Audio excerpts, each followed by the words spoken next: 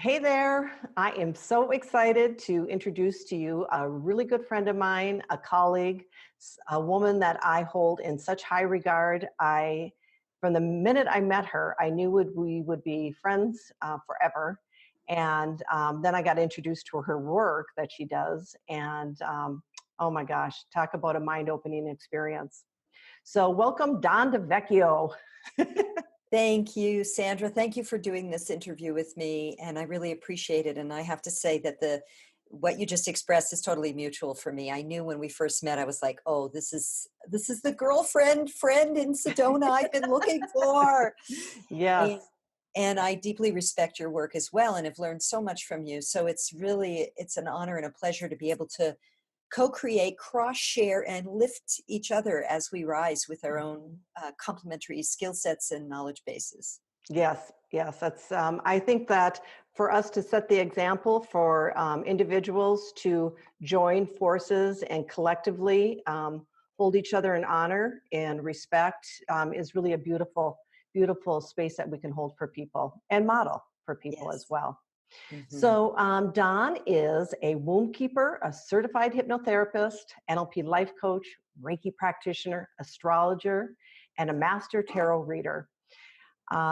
She serves as a business mentor for men and women, and she does one-on-one mentoring as well for a small group of people. And she hosts different retreats in and in Bali.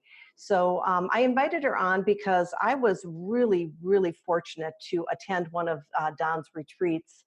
Oh gosh, that was in September, September. and it was actually my birthday month, and so it was just a beautiful present that I could receive. And I'll tell you what, as far as divine leadership, the divine feminine leadership skills that you taught us and your gifts that you brought to the retreat were so beautiful that all of us in that retreat just felt so welcome, so cared for, and we learned tons of skills. So, why don't you share with us what brought you to this work? How did you get started doing this? Yeah, yeah, thanks. So, as you know, Sandra, my journey began a long time ago. In 1984, I had a home birth, my only child, my son Zach, and who has also had the pleasure of working with you. So 1984, I had a home birth. There were a number of us who had the same midwives. And in one of the groups where we were doing like kind of we were gathering to support the midwives, one woman said she wanted to start a mother's support group. Mhm. And I was a young single mother, so I was like, yeah, I'm in. And we started off as a mother support group. There were six of us. And we thought it would be like talking about things like diaper rash and breastfeeding and, sex after having a baby and all of that stuff.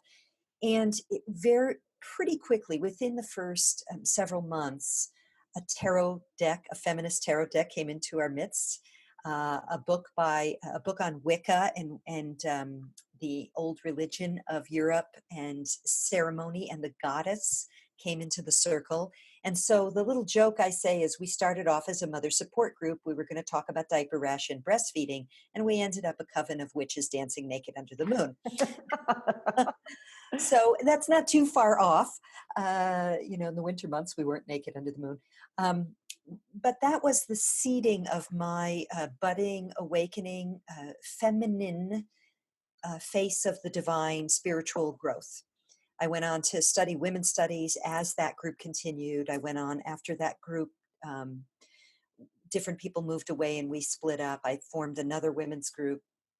And so working with women, working with the tarot, working with divine feminine archetypes has been in my life for 34 plus years now. And it's waxed and waned over the years. I've also taken a deep sojourn into the masculine and the warrior energy as a martial artist for years. And a couple of years ago, I got really the tap on the shoulder. I was in Bali at an event for women, for awakening women. And I started to see that this concept of priestess and goddess was actually very popular. And there were some women who were genuinely holding a powerful wisdom space of the divine feminine, and others who were doing kind of a goddessy lifestyle not really doing their inner work Mhm. stuff, Mm. carrying all of their baggage. So not having any tools or resources as we have with NLP, with hypnosis, with some of the other modalities available on the planet, they were just living it like a lifestyle that was fashionable and trendy. And I really I was on a trajectory of business coaching and marketing, internet marketing and launch management, very unhappy. And I really felt like the goddess, if you will, tapped me on the shoulders or smacked me upside the head and said, I need the real priestesses to step up now. I need the women who really do their inner work, who walk their talk, to step up and start to lead these young women and older women and teach the ways of the divine feminine, which must rise on the planet right now. So that was just over 2 years ago. And I went very quickly and deeply back into, after years of just secretly doing it on my own and occasionally having women's groups or a circle or some tarot teaching, into, right, I'm doing empowered feminine leadership retreats, and I'm going to gather with women, and we are really going to look at how do we lift as we rise? How do we embody a feminine form of leadership that is not modeled after this old dominator model, uh, Mhm. based only on logic and not from the heart? Mm. And that's what I've been up to since then. Yeah, so I guess that answers, hopefully that answers the question. Yes. Well, you know what's really interesting? I've been able to witness you go through this process, Yeah. and as you have asked, other women to embrace that divine feminine empowerment, you have also embraced yours, and which has been beautiful for me to witness because it seems like the more you step into this, your gifts and your knowledge base, the more effortless it becomes for you. Mm, I remember watching you at your retreat, and I always say, like, when you look at a person's archetype, when they're expressing it, it is so aligned and so beautiful that you can't help but want to just get more of it. mm, And when I watched you and you creating your altars and the ceremony, it was just so second nature to you mm, that it was really, I don't know, it pulls you in. It mm, pulls you in. And so I've been witnessing that with you, as it looks like everything's getting a lot easier for you to manifest this, and mm, how you touch different women and really kind of shine a light on their gifts and how they can show up as a leader in their feminine empowerment, is really beautiful. mm. It's beautiful to be a part of it. Thank you. Yeah, So thank you very much. I'm curious, how come you picked Thailand? Yeah, so I have a long history or herstory, we could say, with Thailand. Asia, inside of me, Asia is my heart's home, if you Mm, will. mhm, And I've been to India. I've been through many of the countries in South and Southeast Asia, almost all of them. And I lived full time in Thailand for 4 years back in 2003, 2003, 4, 5, 6, and some of 2007. And before that, I had referred to the fact that I had taken a long sojourn into the masculine. I used to be a Muay Thai kickboxer, and that's the national sport of Thailand. It's Thai mhm, style kickboxing.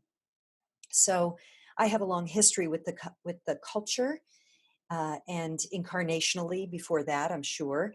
And then I worked there as a journalist, as a travel writer, magazine editor. I was an international school administrator for a while. So Thailand really is my heart's home, deepest of all. I speak Thai.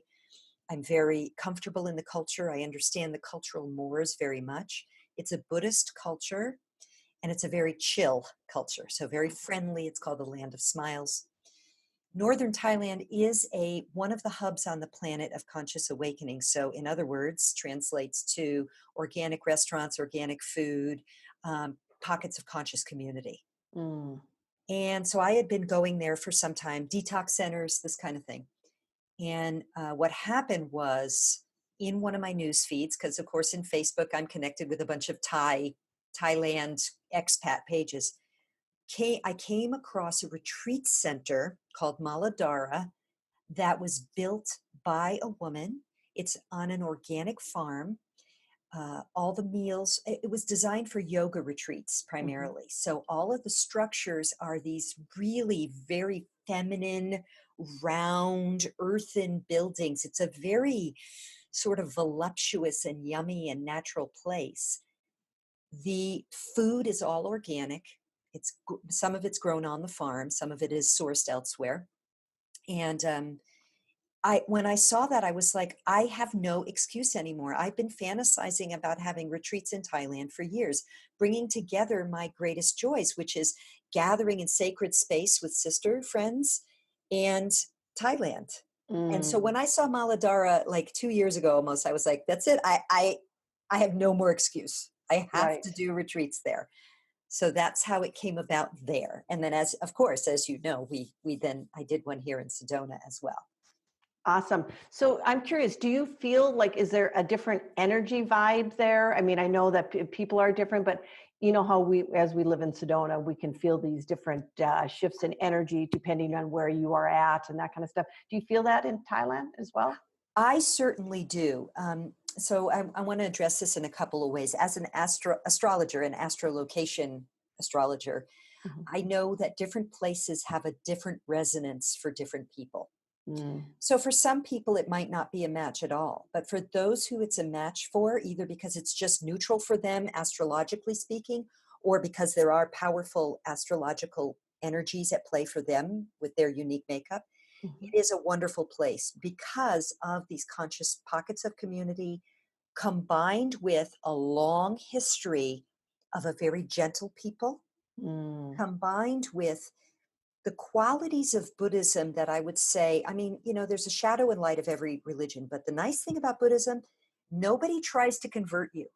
It's a ah, very chill energy. The Buddhist teaching was the middle way, the middle mm, way. Don't go extreme in any one way. And mhm, that translates in Thai culture as a very gentle, easy, friendly, welcoming, mm. live and let live energy. Right, right. So when you combine that with ancient temples or a consciousness about organicness and awakening and yoga and all of that, where some Thais and Westerners are beginning to meet in that space, what you find is a very uh, high vibrational place Hmm. to be in. Hmm.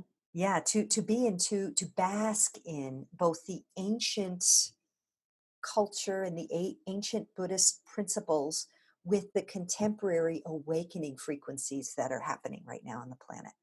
Oh, that's beautiful. Yeah. So when, oftentimes when we have talked and we discuss this divine feminine, divine masculine, one thing that has always struck me with you, because I have these conversations with many different people, is your softness about it, where I can feel the warrior in you wanting to, ignite this energy and help all of us balance it as well. But oftentimes when I speak with people that are in this work, there's some negative, like masculine bashing or that kind of stuff, and I never get that sense with you. And so, how do you keep that aligned for you so that you can welcome both the masculine and feminine within each of us? Yeah. Well, that's a great question. And I think it's a really important one for us to look at in these times. So, how I balance it within, I think, comes from my particular life path Hmm. because I spent a lot of time in a boxing gym, Hmm. basically. So, I understand certain aspects of the masculine energy, having engaged it so much in myself and with the guys, working Right. out with the guys. However, there's another layer of this that I feel is more important, and there's a way that I frame it that I think would maybe will help. For a long time in my feminist studies, we talked about the patriarchy, Right. and blaming men, and it's men's fault, and it's the patriarchy's fault, and it's the masculine dominating the feminine. And there's a level of consciousness in which that is true. There's a lens you can look at in which you put the lens on, you see totally how that's true. Mhm. And by putting on a feminist lens that looks at it in terms of the patriarchy, I was able to deconstruct with my feminist professors a lot of the assumptions of that. And I feel like that was part of the pendulum swing from extreme male domination to radical feminist rejection of that. Mhm. But ultimately, that doesn't serve, right? So, what we have Right. to do is find a way where we recognize that if we don't move to a shift into partnership, the Mm. inner partnership of the inner masculine and feminine, and the partnership of women and men, we're just going to keep being at each other's throats. Right. So when all of the stuff started coming out, particularly with Harvey Weinstein last year, and I mean that's a whole nother conversation we can have about the astrological signatures of that because it was phenomenal. What I saw the media doing was basically doing whatever it could to continue to fan the flames of hate between women and men. And I was like, this is not going to get us anywhere. And Right. so what I thought was, I remember this book, The Chalice and the Blade by Riane Eisler, a brilliant Mhm. scholar. And she talked about partnership versus domination. And so I really began using the language of what we've been living in is a dominator model of culture Mhm. in which a few are at the top and the masses are at the bottom. Now, in this dominator model, the emphasis has been on the masculine principles, men and masculine qualities, which has suppressed women and Mhm. feminine qualities, including feeling. Mhm. And this has been toxic to women and men. Mm. So when we reframe it that way and say, look, it's not about men versus women. This has got to stop. It's about a model of culture that is oppressive by nature, that is dominating by nature, and that truncates our capacity to be whole beings. Right. And this has been terrible for men. Men are fodder for the cannon. I mean, this has not been beneficial for the majority of men. Well, it's interesting because it's almost like you're introducing a level of discernment because we have the masculine and feminine in all of us, both females and males, and it's learning how to dance with those energies and use them in their most in their light side versus the dark side of them, and for you to be able to bridge the gap and put it in ways that, like you said, how you deconstructed that, so we can understand that. So women don't have to be man haters, and we can actually understand that those energies in the right context are serving if we Yes. use them correctly. And I think that's something that is a gift of yours, because maybe because you had that masculine part of you throughout your life and really developed it strongly, and then really it started embracing this feminine power empowerment, Yeah. that you know them intimately, and so the gifts of each energetic source, which Yeah. is wonderful, because I think we can all be kind of in love with the idea of living in a certain way and not truly live it. Yeah. It's like, oh yeah, I want to be a goddess. Well, what does that mean? Right. You want to just have the label of goddess, or Yeah. do you want to actually become a goddess? And so I think that's it's for me, it's been a great gift. And I know for many, many other women that have been working with you, to allow us to learn how to dance with these energies and take the judgment out of it and Yeah. use our ability to discern, which is Yes. really awesome. So I'm curious, I'm sure when you're doing the retreat, I know my experience in the retreat, you offered a level of vulnerability that you offered yourself, as well as you just held this space for us that we could just really go deep within and connect to all different parts of us. And I have to say, I never once throughout that retreat felt judged. Mm. I just felt that you held this space. And in doing so, you also encouraged all of us to hold the space. Yeah. And gosh, in a matter, how many days was that? 5 days? Yeah. And Yeah. I, 4.5 days, four and really. a half days. And I remember leaving that first night going, oh my God, I feel like I've known these women forever, Yeah. because of that level of vulnerability that you uh, allowed. You Mm. know, so how do you do that? Well, how do you make that happen? Okay, great. This is a great question. Um, Myself, this is part of the, you know that saying, I've forgotten more things than people coming in know or are Mm, learning. mhm. I've forgotten in some ways how to hold space. Like I've had to go back and learn how to teach it because I did in that women's group, the first one and the second one, we did it so much that it Yeah. became second nature. However, there's another piece of this which I feel is more important. In order for someone to come to my retreat, they have to apply and they have to talk with me first. Why? Mm, We have, and this is a longer piece than I can get into, but of course, some of the training, as you know, that comes with the retreat is about this. Women, I think people, mhm. when we have unresolved stuff, when we have not done our inner work, one of the things that happens is we project it onto other people. Mm, And if I were to allow anyone into this level of retreat, because this is a pretty high level, this is not beginner training stuff. right. I'm training women to hold sacred space. I'm training women to be in a priestess role, which means a sacred facilitator's role. Mhm. Uh, if I were to allow just anyone to come in who doesn't do their inner work, then chaos ensues. And how does that look in a group of women? One woman starts to bust the container, project onto others, triangulate with other women, or basically cause breakdown that is not an objective to break down in order to break through. They Mm. make drama. And so I need to have a level of spiritual, psycho-spiritual, uh, personal responsibility among the women who attend in order for it to be a safe space. So what you felt was my hand selection of who got to be there, basically. Ah, okay. So you're, people that are applying to do, to participate in this retreat have to have a certain level of criteria they have to meet in Yeah, order for you to say yes, which yeah, is very different than just taking anyone, yeah. that expresses an interest, and it eliminates those people that are the ones that want to have the label and yet don't want to do the work. Yes, we used to call them in the martial arts the t-shirt collectors. Oh, They would sure. come in, they would sign up, I'm going to be a kick-ass kickboxer. They would take 2 classes, buy the t-shirt, and never come back again. Yeah, yeah.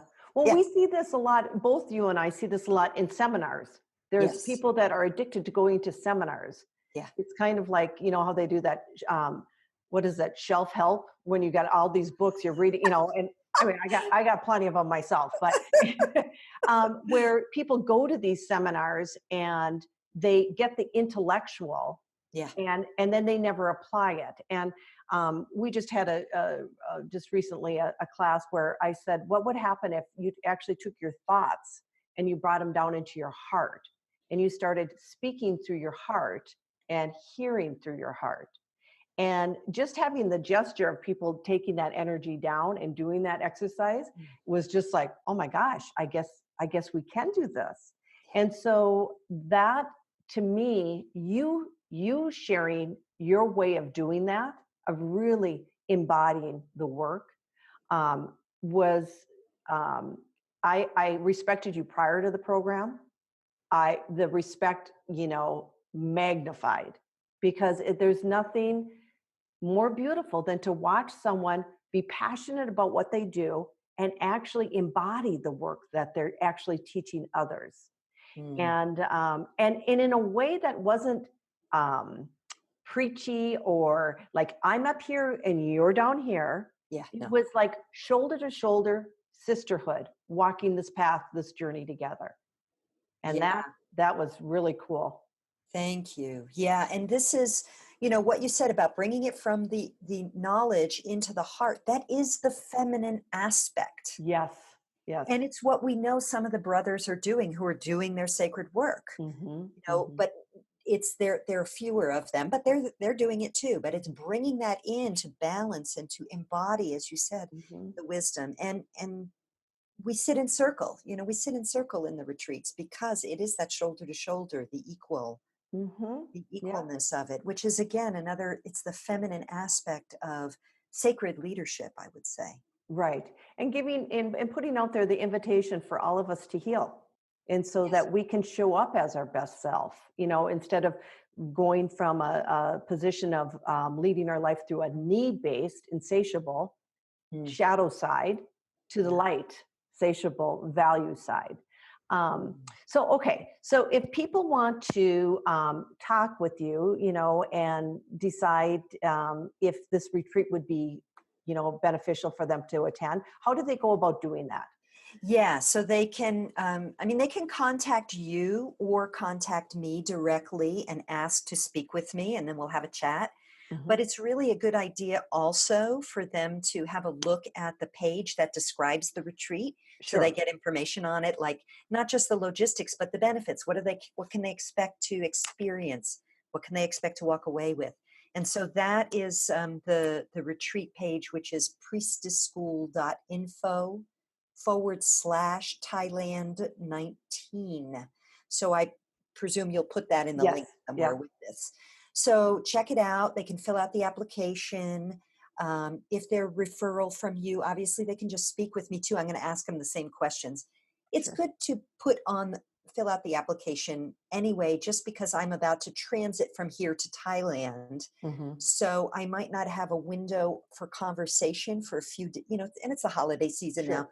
So they can reach out to me definitely. We'll schedule a time and or look at the page, see if it's a fit, look at what the dates are, and and see if Okay. it feels So right.